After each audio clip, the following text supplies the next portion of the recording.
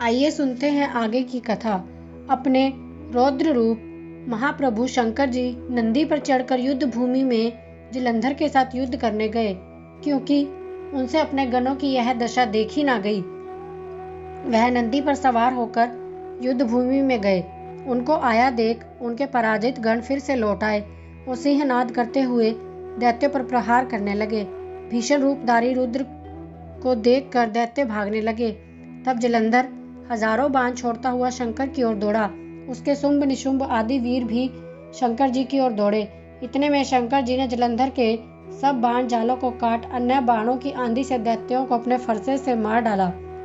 खड़गोरमा नामक दैत्य को अपने फरसे से मार दिया। बलाहक का भी सिर काट दिया। घसमर भी मारा गया। शिवगण चिशी ने प्रचंड नामक दैत्य का सिर काट डाला।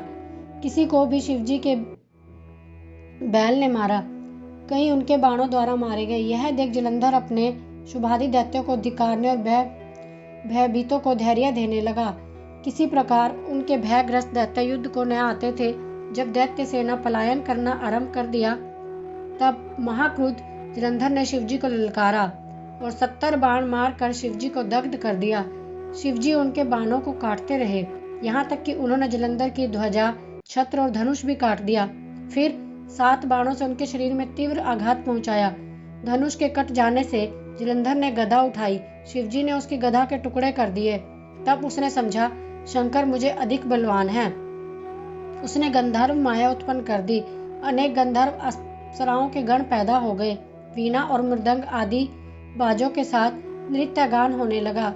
इससे अपने गणों सहित रुद्र भी मोहित हो एकाग्र हो गए।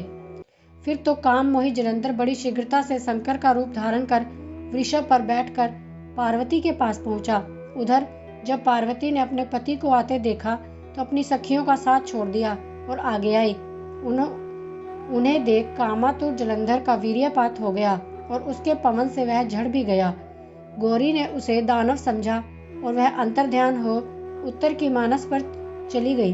तभी पार्वती ने विष्णु जी को बुलाकर दैत्य धन का यह कृत्य कहा और यह प्रश्न किया कि आप इससे अवगत थे। यह सुनकर भगवान विष्णु ने उत्तर दिया, आपकी कृपा से मुझे सब ज्ञात है। हे माता, आप जो भी आज्ञा करेंगी मैं उसका पालन करूंगा। जगत माता ने विष्णु जी से कहा, उस दैत्य ने जो मार्ग खोला है उसका अनुसरण उचित है। मैं तुम्हें आज्ञा देती हूँ कि उसकी पत्नी का पतिव्रत भ्रष्ट करो। वह दैत्य तभी मरेगा। पार्वती जी की आज्ञा पाते ही विष्णु जी को उसको शिरोधार्य कर छल धरण करने के लिए जलंधर के नगर की ओर चले गए।